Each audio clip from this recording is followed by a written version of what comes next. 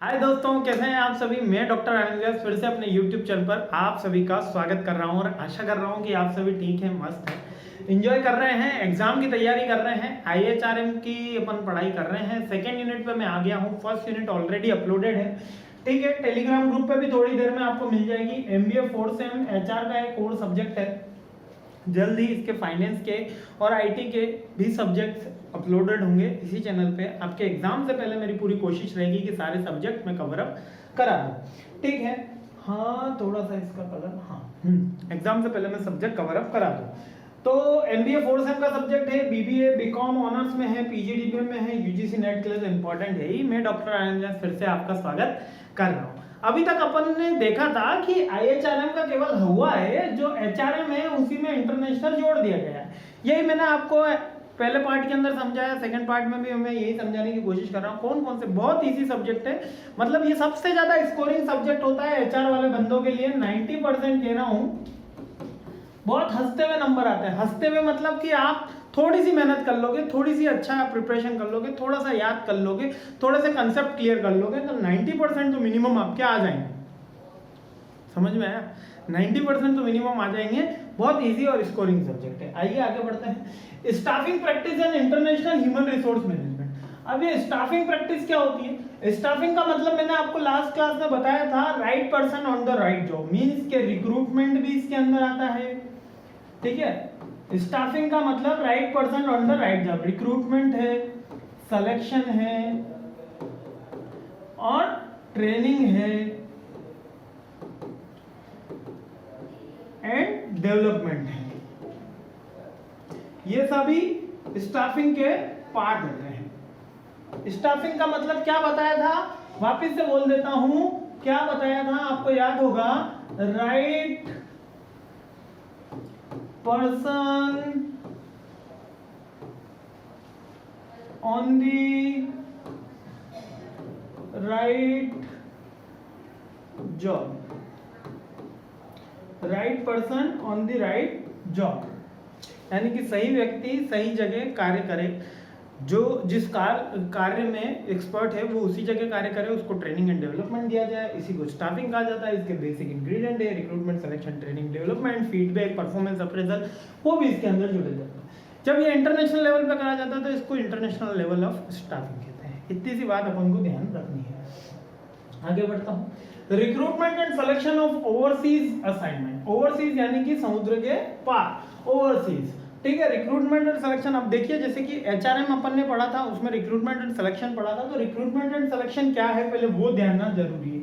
तो रिक्रूटमेंट का मतलब होता है, याद रखिएगा, HRM में मैंने डिटेल में बताया है आपको थर्ड सेम में।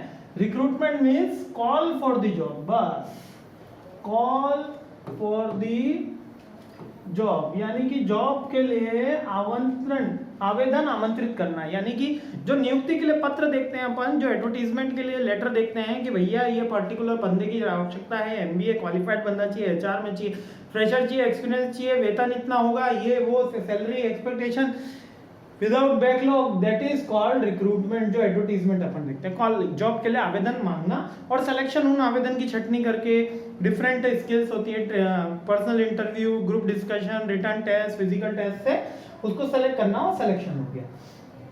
ठीक है, अब ये जब ओवरसीज असाइनमेंट होते हैं, यानी कि जब हमको इंटरनेशनल लेवल पे रिक्रूटमेंट करना होता है, तो उसके अंदर कुछ फैक्टर्स इन्वॉल्व होते हैं। जैसे कि उसके अंदर टेक्निकल एबिलिटी होनी चाहिए, क्रॉस कल्चरल सूटेबिलिटी होनी चाहिए। भैया मैं यहाँ से जाऊंगा, बहरीन मेरी जॉब लगती है, एक मुस्लिम देश में जॉब लगती है, तो भाई मैं वहाँ पे सूटेबल हो सकता हूँ कि नहीं हो सकता हूँ। वहाँ पे नॉर्मल टेम्परेचर जैसे अपने यहाँ पे रह रहा है 45 डिग्री, क्या वो वहाँ पे मैं हमेशा इसमें रह सकता हूँ कि नहीं रह सकता हूँ, वहाँ का खान पान मुझे सूट होगा कि नहीं होगा।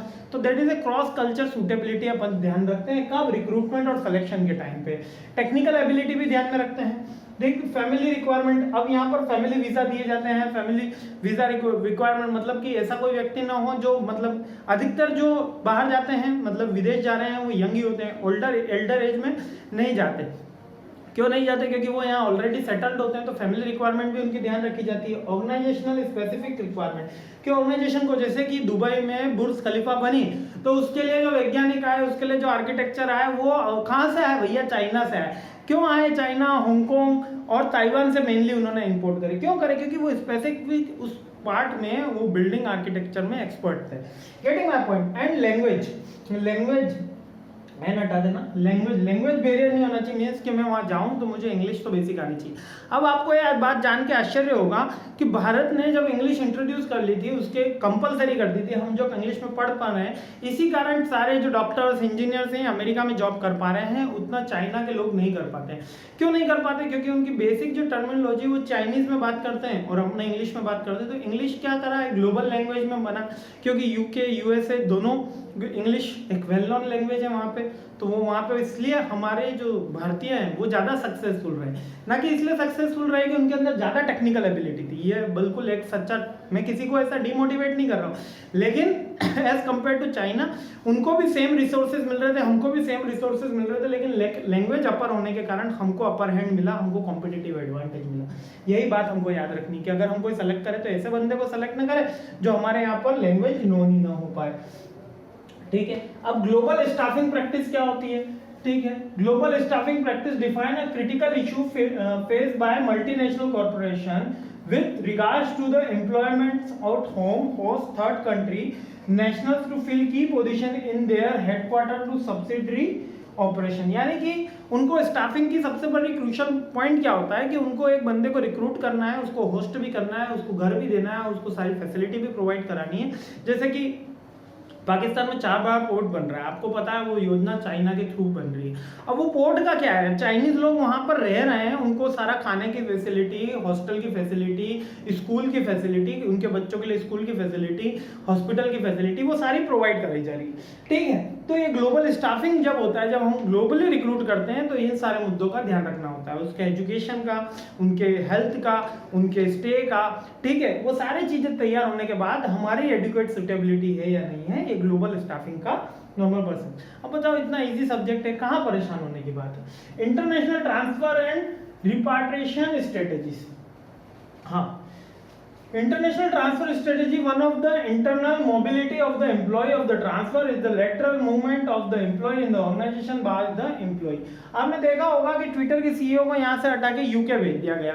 ट्विटर यहाँ पे इतना सक्सेसफुल नहीं हो रहा था, क्या प्रॉब्लम रह रही थी, और कोई ने कहा कि प्रमोशन करके भेजा गया, किसी ने कहा कि डिमोशन करके भेजा गया, किसी पर हुआ ट्रांसफर, तो ट्विटर के सीईओ को यहाँ से हटा के यूके भेज दिया गया। तो अब क्या हुआ, that is the international transfer. वैसे ट्रांसफर से हम सब वाकिफ हैं कि एक बंदे को एक कंपनी अपने ही दूसरे सब्स्टिट्यूट डिपार्टमेंट में रिक्रूट कर लेती है, जॉब दे देती है, वो ट्रांसफर कहलाता है। जब ये इंटरनेशनल लेवल पे होता है, इंटरनेशनल, इसके अंदर transfer are employees are quite common in the all organization. This can also be defined in the change in the job. Job change भी जानते हैं within the organization where a new job is substantially equal to the old term of the pay. बस इसमें हमको ये याद रखना चाहिए कि पीपल जो है वो मूव होने के लिए रेडी। जैसे कि अभी कोई कहे कि आपको बांग्लादेश जाना है, वहां जाके आपको पढ़ाना है और आपको यहाँ से थोड़ा ज्यादा फर्क मिलेगा, तो बहुत से टीचर्स नहीं जाना चाहेंगे। लेकिन कहेंगे कि आपको यूएसए जाना है, दुबई जाना है, तो डेवलप कंट्री में लोग जाना चाहेंगे सेम पर्क पे भी। ठीक है, गेटिंग माई पॉइंट? यही है सारा। आगे बढ़ते हैं। ठीक है, international repartition strategies is a successful repartition, not only the secure continuous employment, the expect the result of the in advocate who thrives the become a positive promoter of the program। Repatriation basically कुछ भी नहीं है, होता transfer ही है। Basically एक unit को उसकी जब सब ब्रांच खोल दी जाती है या कोई नया बंदे को सर्वे के लिए भेजा जाता है, तो रिपार्टीशन के नाम से जानते हैं। बहुत ही इजी टॉपिक है, बेसिकली 1-2 नंबर में आने वाला है ना, ज्यादा इतना है नहीं। ये एक सेकंड यूनिट से इंपॉर्टेंट क्वेश्चन बनता है। Training and development in the international context. अब इसकी इतनी थ्योरी तो मैं नहीं बता रहा हूँ आपको, बहुत ही सिंपल लैंग्वेज में बताता हूँ। जब हम training and development international context से करते हैं, तब हम इंटरनेशनल स्टैंडर्ड का ध्यान रखते हैं, इंटरनेशनल लॉस का ध्यान रखते हैं, इंटरनेशनल टेक्नोलॉजीज का ध्यान रखते हैं, उसकी होस्ट कंट्री की टेक्नोलॉजी का ध्यान रखते हैं, जिन कंट्री से हमने एम्प्लॉय इंपोर्ट करे हैं उनकी टेक्निकल एबिलिटी का ध्यान रखते हैं, उनकी लैंग्वेज स्किल्स का ध्यान रखते हैं। ये सारे ध्यान रख के प्लस ग्लोबल परसेप्शन का ध्यान रख के हम हमारे ट्रेनिंग प्रोग्राम को शेड्यूल करते हैं। यही सारा इसके अंदर लिखा हुआ है। आगे बढ़ते हैं। हाँ, अब ये फेलियर होने के क्या रीजन है, ये याद रख लेना। ये भी एक इंपॉर्टेंट क्वेश्चन बनता है। Why there is an primary reason for the failure of the assign abroad of their pre return of an employee, यानी कि एम्प्लॉय को आप रिक्रूट, ट्रेनिंग, डेवलपमेंट, ट्रांसफर या पार्टीशन करते हैं तो उसमें फेल होने के क्या कारण रहते हैं। रीजन नंबर फर्स्ट क्या होता है, लोनलीनेस। मैं यहाँ से दूर चला जाता हूँ तो घर बार से दूर चला जाता हूँ, मैं रिश्तेदार से दूर चला जाता हूँ तो लोनलीनेस में फील करता हूँ, यानी कि अकेलापन। ठीक है, सेकंड जो इसका रीजन है अच्छा रीजन सेकंड ही था। रीजन फर्स्ट जो है वो रिलेशनशिप प्रॉब्लम, यानी कि फादर मदर फैमिली सोसाइटी इनसे सब बिलोंगिंगनेस हट जाती है। अब यहाँ पर मैं कास्ट कल्चर से रहना हूँ, अपब्रिंगिंग यही हुई है, मोहल्ला प्रथा अपने यहाँ चल रही है कि पड़ोस में क्या हो रहा है अपन को ज्यादा पता है, लेकिन अपन दूर चले गए, जैसे आप जैसे बहुत सारे स्टूडेंट भी अपने घर बार से दूर आए होंगे, लेकिन वहाँ फ्रेंड सर्किल डेवलप हो गया। अगर फ्रेंड तो अलग हो गए, लेकिन जो कलीग्स हो गए, जो एम्प्लॉयज हो गए, उनके साथ वो बॉन्डिंग नहीं बन पाती। बॉन्डिंग नहीं बन पाने के कारण हमारा रिलेशनशिप की प्रॉब्लम आती है, दूसरा लोनलीनेस की प्रॉब्लम आती है। जो मेन प्रॉब्लम इसके साथ आती है वो आती है कल्चरल डिफरेंस की। कल्चरल डिफरेंस यानी कि वहाँ की कॉस्ट, वहाँ की बोलने का नजरिया अलग, वहाँ की भाषा अलग, वहाँ का पहनावा अलग, वहाँ का रहन सहन अलग, ये मेन डिफरेंस आती है। और फोर्थ आता है कॉस्ट ऑफ लिविंग। हो सकता है हम सोच रहे हैं कि भैया दुबई में इतना खर्चा आएगा, इससे ज्यादा आ गया, इससे वहाँ का हमको एक्चुअल परसेप्शन नहीं पता। जैसे कि दिल्ली में एक रहने का अगर मैं औसत खर्चा मानता हूँ तो वो 30 से 40 हजार रुपए, लेकिन वहाँ पे 10 हजार रुपए कमाने वाला व्यक्ति भी सर्वाइव कर रहा है, वो रह रहा है, लेकिन हमें वो एग्जैक्ट आइडिया नहीं होता क्योंकि हम वहाँ के लोकलाइट नहीं है। जब जो बंदा वहाँ का लोकलाइट होता है वो उसका कॉस्ट ऑफ लिविंग का एग्जैक्ट एस्टिमेट कर पाता है, अदर पर्सन नहीं कर पाता, भले कितना सर्वे आ जाए। तो cost of living high down होती रहती है, वो उसके लीगल कंप्लायंसेस, वहाँ की इन्फ्लेशन रेट उस पर डिपेंड करती है। सेकेंड जो थिंग होती है, मैं लोनलीनेस फील करते हैं, कल्चरल डिफरेंस आ जाता है, और रिलेशनशिप प्रॉब्लम्स, यानी कि फैमिली। अच्छा, रिलेशनशिप गर्लफ्रेंड बॉयफ्रेंड वाला ही नहीं है यहाँ पे फादर मदर ब्रदर सिस्टर ताऊजी ताईजी, ये तो अब कहाँ बचे हैं, ताऊजी ताईजी चाचा चाची, मतलब ये वाले सारे रिलेशनशिप का बात है।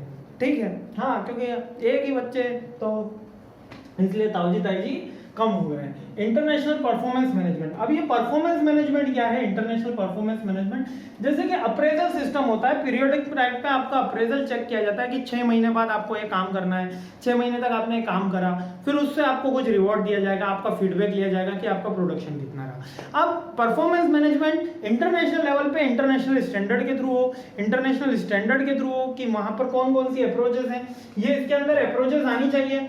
आगे अपन देखते हैं कि कौन सी अप्रोचेस है। Carrying out the appraisal may be the unreliable international environment can be complex and dynamic. ये कॉम्प्लेक्स भी होता है, डायनेमिक भी होता है एज कंपेयर टू लोकल या नेशनल एचआरएम से। बस इतना याद रखना है। Furthermore as mentioned the earlier the local culture can also be a significant impact of the appraisal. Politics हर जगह होती है, सच है। लास्ट लाइन में लिखा है कि लोकल कल्चर एनवायरनमेंट भी डिपेंड करता है आपका वर्क कल्चर पर। अब ग्लोबल कंपनसेशन प्रैक्टिस, बहुत ही इंपॉर्टेंट क्वेश्चन मैं बता रहा हूं, बिल्कुल ये छपने वाला क्वेश्चन है सेकंड यूनिट में से। एचआर वाला याद रख लेना, बहुत ही इंपॉर्टेंट क्वेश्चन है, क्योंकि यही एक मेरे को लग रहा था कि सेकंड यूनिट में क्वेश्चन बार बार आने वाला है और आता है। कंपनसेशन प्रैक्टिस क्या होती है, यानी क्षतिपूर्ति। कंपनसेशन तो हिंदी में क्षतिपूर्ति बोलते हैं, लेकिन यहाँ पर सैलरी भी आती है, उसके साथ उसके पर्क बेनिफिट्स भी आते हैं, उसके साथ उसकी अदर फ्रिंग बेनिफिट्स भी आते हैं। मतलब कि जो भी आप एम्प्लॉय को पेमेंट कर रहे हैं वो आता है कंपनसेशन में, भले वो कैश फॉर्म में कर रहे हो या काइंड फॉर्म में कर रहे हो।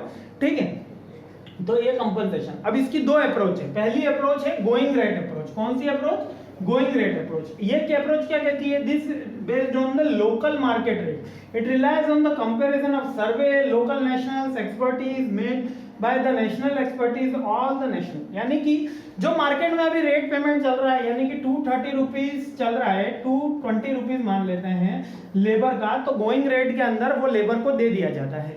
वो अगर 10,000 रुपए एक मैनेजर की सैलरी चल रही है तो वो दे दी जाती है। सेकंड है balance sheet approach. Balance sheet approach क्या कहती है, the balance sheet approach is the international compensation system is designed of equalizing the purchasing power of the employees of comparable position levels in the living of abroad in the home country and the provide of the incentive of the offset qualitative differences between the assignment and location। तो दो approach है। पहली है going, याद रखना going, बहुत जल्दी से बहुत आसानी से समझा रहा हूं, नहीं समझ में आए तो बताइएगा, और समझ में आए तो एक मैसेज तो कर दीजिएगा कि सर समझ में आ रहा है। गोइंग रेट के अंदर जो करंट रेट होती है, करंट या इसको बोल दो मार्केट रेट, उसको बोलते हैं गोइंग रेट अप्रोच। और बैलेंस में एक इंटरनेशनल स्टैंडर्ड रेट दे दी जाती है, उसको बोलते हैं बैलेंस रेट। आई होप आपको क्लियर हो गया इंटरनेशनल स्टैंडर्ड रेट और बैलेंस रेट। अब इंटरनेशनल स्टैंडर्ड रेट वहाँ की कॉस्ट ऑफ लिविंग, वहाँ के एम्प्लॉय सूटेबिलिटी, वहाँ का एम्प्लॉय वर्क कल्चर, इसके ऊपर सारी की सारी बातें डिपेंड करती है। आई होप आपको ये क्लियर हो गया है, गोइंग रेट अप्रोच और इंटरनेशनल बैलेंस अप्रोच, ठीक है। और इसी के साथ ही मात्र 16 मिनट के अंदर अपन ने सेकेंड यूनिट निपटा दी है। तो कैसा लगा मेरा वीडियो मुझे जरूर बताइएगा, और आपको समझ में आया कि नहीं आया। थोड़ा सा मैं फास्ट रहा क्योंकि एग्जाम का सीजन है, थोड़ा फास्ट ही चलना पड़ेगा, रिवीजन की क्लास है, डिटेल अपन ने देखी। लास्ट क्वेश्चन बहुत इंपॉर्टेंट है, जल्दी सारी यूनिट्स लेकर आ रहा हूँ, आगे के वीडियो लेकर आ रहा हूँ, बने रहिएगा मेरे साथ। Thanks for watching my this video, thank you.